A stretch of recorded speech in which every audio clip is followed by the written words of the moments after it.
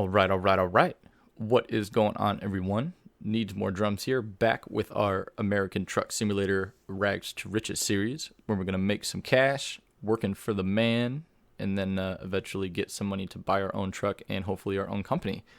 So today, let's do another quick delivery here. We are working our way up to about 100 grand. A few more of these deliveries, and we should have it. So let's see what we can do. Here's a good one. How about this ventilation shaft going from Sheridan down to Rollins? Only a 4.5 hour drive and get us 7 grand, and we also get to drive a 389 again, which is one of my favorite trucks.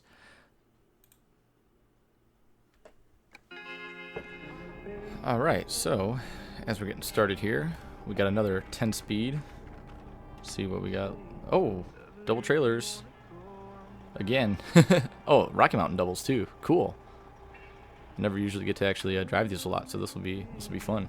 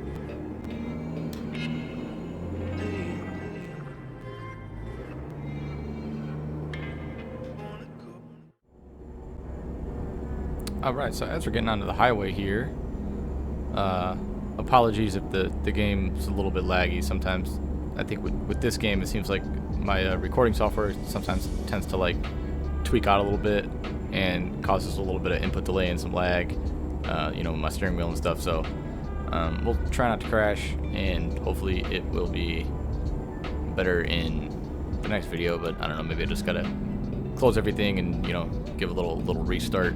Sometimes that works, but in the meantime, let's see. So today, I wanted to talk about one of my favorite things, because I never know what to talk about in these videos. And that is cars. Fun fact, I love cars.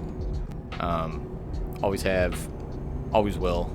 I know I've said this before, but I drive a 2016 Subaru WRX with a manual transmission, and it is super fun.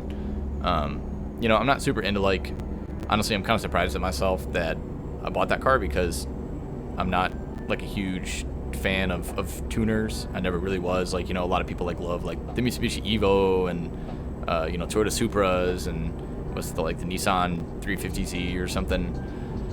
I just never was super into those. My Subaru is a little bit. I bought it because it had all-wheel drive, and up here it snows. In the winter it could get pretty bad, and so it's a safe car, but it's also a fun car.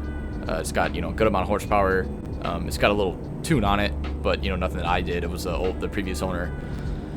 So either way, it's a fun car, and not the first car that I ever saw myself driving, but definitely one that I really enjoy, and I probably am never going to sell it, because I have since really fallen in love with the car. I think it looks really good. It's one of the I should say classier WRXs that I've ever seen. First off, it's not the STI, and so it doesn't have the big spoiler on the back or anything. It doesn't have as like the STI package. It's got a nice leather interior. It's got a few body modifications, a couple of it's got the black trim around the bottom, and it's silver, and it maybe I'll throw a picture of it up sometime or something. But yeah, either way, it's a very clean looking car. It's very sleek. It's very like nice, but it's also you know, still got the fun that comes with driving like a tuner and a WRX. And don't get me wrong, like I think tuners are cool, and if you have one, like that's awesome. You know, if you do some modifications to it and everything, I think that's really, really cool. Just, you know, my favorite cars. Whoa, there's some input lag there. Oh man. Anyway, my favorite cars have always been muscle cars. So that's what we're going to talk about today. Some of my favorite cars. For one, I used to. I don't know. I'm kind of stuck because for a long time I loved the Dodge Challenger Hellcat and the Charger too. Don't get me wrong, the Charger's always cool. But then as I kind of got older, I started leaning more towards the Challenger, and I love the Challenger because I think just because of the concept of the car, like Dodge literally said like how much horsepower can we just get out of an engine in like a production car, and it's just a stupid car, and it's so unpractical. But I think that's why I love it. Like they were like, why not put 800 horsepower in a Dodge Demon? Why not put 707 horsepower in a Hellcat and just make it, you know, just loud and fast and powerful and big, and like that's sort of like how the old muscle cars used to be. You know, I mean, you look at like the old you know, Plymouths and the old even the Pontiacs, the old Trans Ams and stuff, and they were just these big beefy motors in just this heavy, you know, good looking car, and it just seems so fun to drive. And that's why I've always wanted a classic muscle car, and I've always wanted a muscle car now. I think there's just like this you know, something about them that just like everybody kind of, even if you admit that you hate, even if you say that you hate them, I think deep down you kind of want one. But you know, and it was funny, me and the lead singer in my band were talking about this the other day because he drives a Mustang GT. And he was saying, like, you know, with the push to electric cars and everything, and, you know, this might be sort of like the last big era of the muscle car. And, you know, it kind of made me sad to think about that, but he's right. You know, I mean, think about it. Like, already Dodge has announced that they're discontinuing the Hellcat motor, or the Hellcat line of cars, for 2024, I believe, or 2023. Either way, like, in the next couple of years, they're not going to be made anymore. And I don't know exactly what the replacement is. I've heard it's like some kind of hydrogen. Oh, that is the exit. Okay. Hydrogen powered car or something. I don't really know what that means. I think it's kind of, I don't know. If it doesn't have a big V8, it's not a muscle car. Prove me wrong, but that's my opinion. And I think it's the right opinion. But anyway, and that's why I'm kind of leaning more towards like, after having driven my lead singers. Hey man, this lag sucks. I'm so sorry, guys. Like, I don't know what's going on here, but we'll figure it out, I'm sure. Anyway, yeah, I've kind of been leaning more towards the Mustangs, actually, because they're still sticking pretty true to the muscle car heritage. I mean, I know, you know, they still make them in a stick shift. They still got just a big old V8, and you know, they're cool, and they got a lot of options too. I think that's kind of what I like about the Mustangs, is like, and so what I've heard is, you know, they can handle. They're not just like the Challengers, you know, they look awesome and they're powerful, but all that power comes kind of with a price, you know, unless you really get, for again, what I've heard, you know, I've never driven one, but from what I heard is like, unless you get the, you know, real big beefy back tires on it, the grip is just non-existent. Like, if you put the pedal down, you're spinning your wheels for, you know, a while. And with all that power, I mean, that's, you know, expected, so I'm not really surprised. But, you know, with the Mustangs, they're smaller cars, they're lighter cars, and so, and they don't have, you know, as much power as the Hellcats or anything. I think they only put out, you know, I think my Singer's GT only puts out about, let's say, like 460 or 480 horse, as opposed to 700 or 800 if you're in the Hellcat and the Demon, you know. And so that's plenty for a car that size, and I think that's kind of nice to have a car that, you know, if you want the power, it's there, but at the same time it's still kind of controllable. even though a lot of people beg to differ, because people that one thing that cracks me up about Mustangs though is like, people buy them not realizing that they're very, very powerful muscle cars. They're still at the root of it, they're still a rear-wheel drive V8, almost 500 horsepower muscle car. And so people will buy them thinking that it's just like a fun little car, and they'll, wrap them around a tree or get in an accident or something. You see it all the time on Instagram and stuff with, car pages. They're always making fun of Mustang drivers, but it's kind of true. I think a lot of people will buy those cars and thinking that they're kind of underestimating how powerful they really are. And yeah, so you got to know what you're getting yourself into. If you're getting yourself a V8, like it's gonna pack a punch. And I know now they make them in the 4s and the 6s and with the EcoBoost and stuff. And that's all good. If you're wanting something a little bit safer and better on gas that still looks like a Mustang, I mean, by all means, do what you got to do. But if you're gonna get like a real V8 Mustang, you better be prepared. You better be patient and learn the car before you go flooring it out of your driveway and crash into your neighbor's house. So, yeah. But long story short, I like them. I think they're cool. I think they still are kind of preserving the muscle car heritage, and you can get a lot. Like I said, a lot of options on them. You can get like the RTR lines, either the trim. They start at like the trim lines, and then you can get the performance packages, which include probably like I think I looked into it a little bit. It was like a supercharger. You get the supercharger with it, and probably like an exhaust mod or something too, and some stuff internally. Yeah, this lag is making it hard to shift. But anyway, you could also look at Celine for their performance package, which is something that is absolutely awesome. You can get the Celine badge on the car, and I think they could, depending on the level of performance that you want, you could put a supercharger in it if you want to, or keep it naturally aspirated. But either way, there's like or Roush. I know Roush is a big one that does a lot of work on Mustangs. So if you ever get one, I mean, there's tons of options out there to really kind of make it your own, and I think that's something that's really, really cool about that car.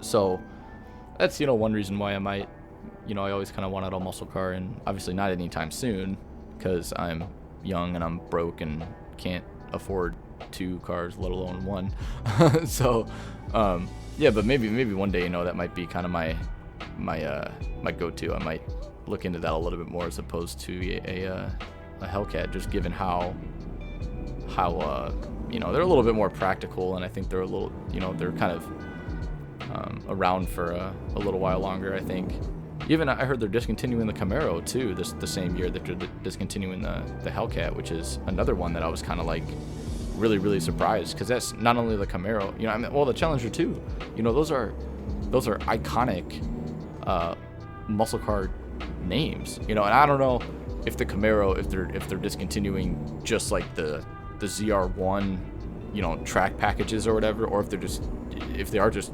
discontinuing the whole line of the car, because I think with the Challenger, I think it's only, I'll have to look more into it, but I think it's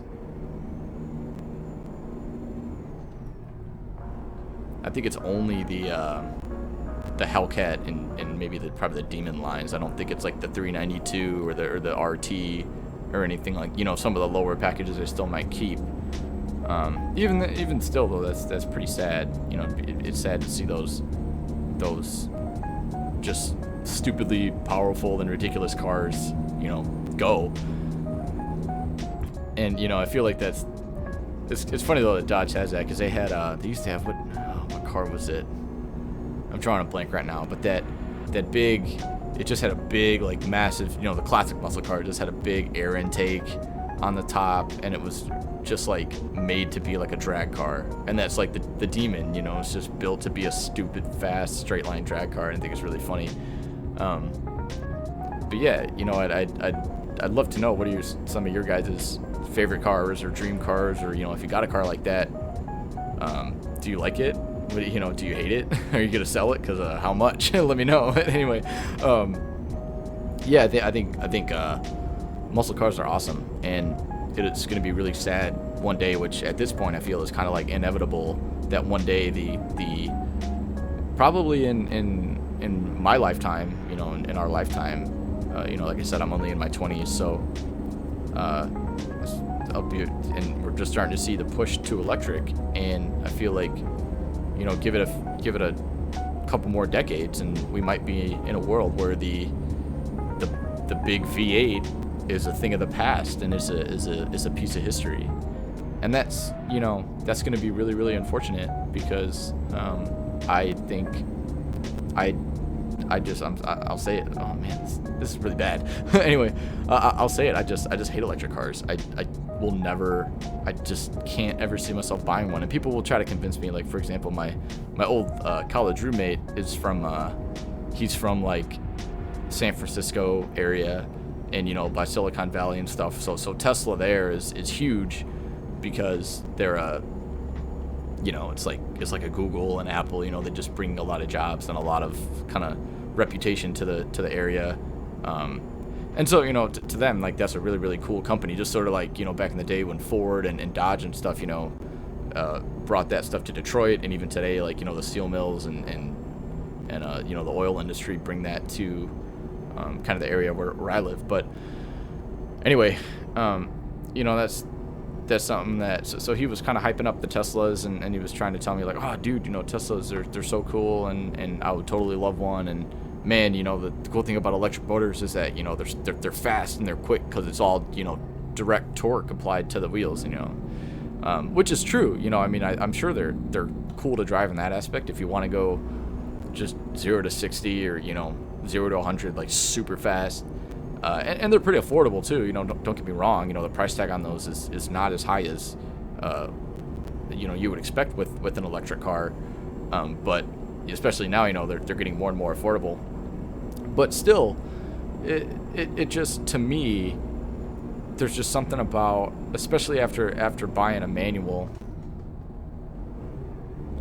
there's just something about having the gears and, you know, the sound of a engine that just makes driving a car that much better of an experience. And I think, you know, especially like, again, with driving a manual, it's like, you know, you feel the, you know, you have to actually sort of, this sounds so cheesy, but it's true. You actually have to sort of like listen to the car and feel the car, and you know, that's how you know when to shift and when to, you know, if you got a rev match, like how to do that. You have to just you feel it in the gear shifter, you feel it in your clutch pedal and your feet, and, you know, it's a lot different than just, you know, putting your pedal down and you go. It's like, you know, it's so much more connected, it's so much more of an experience. And that's why let's not get another speeding ticket here. That's why it really bums me out that the world is making the shift to these cars, you know, and electric cars and self-driving cars, and because people are just lazy and they want to sit on their phones all day in the car and not actually have to pay attention to anything. And it's like, why though, you know? And I don't know if some people, you know, not everybody likes to drive, and I get that, you know, and that's cool, you know, driving's not everybody's cup of tea, but, you know, I do feel like until the technology is so refined, you know, the concept of a self-driving car should not be relied upon. You know, you already you hear these horror stories of, the heck, man, bro, Jesus. Anyway, you hear these horror stories of people, you know, their Teslas. I think one time I heard something, I don't know if it's true, I should look into it and, you know, see if this is actually true, but I heard that their Tesla like froze, because essentially the car is just a big computer, you know, and they said it froze, and you couldn't do anything. You couldn't accelerate, you couldn't decelerate, you couldn't, you know, hit the brakes or anything. Like, their car just froze on them. And so that to me is really, really scary. The fact that I'm relying on a computer to drive, and I don't like that. I mean, look at right now, like I'm relying on this computer and it's lagging, and, you know, granted, it's probably just a combination of my recording software in the game, but still,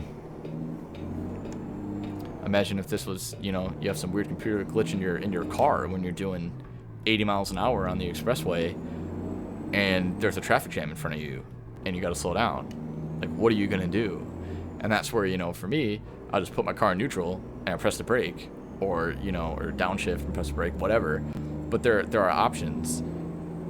I am in control. Whereas if you're driving a computer, guess what? There might be a point where you're not in control anymore, and that gets scary. That is just scary to me. And I just, like I said, right now the technology is just not refined enough to where we want to buy one. I think that they're not, for me, it's not, I don't see any excitement in driving a car that is silent and, you know, just is all torque and no you know, there's no gears, no noise. I don't know. It doesn't appeal to me.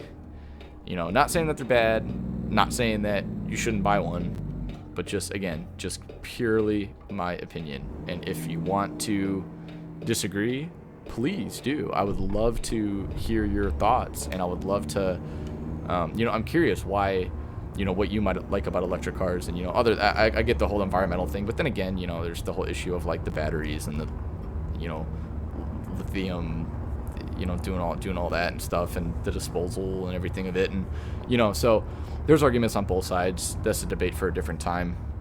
But just, you know, more of the driving experience, like, what are your thoughts? You know, would you enjoy driving an electric car, and why, as opposed to getting a gas powered or a diesel powered vehicle? So here we are at our destination. Let's see where we could park it. Obviously we're not going to back it in, so we're going to go right there. I don't know why it does it here. It's kind of like a little bit too in a weird angle here, but let's see. Yeah, hopefully in the next video,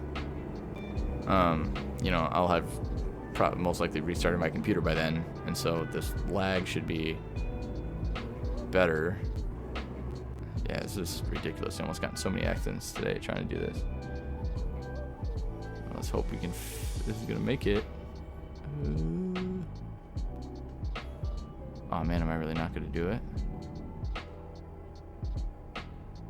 Uh-oh. Oh, there we go. Damn. Oh, dang it. There we go. We made it. Sweet. All right. Thanks for watching, everybody.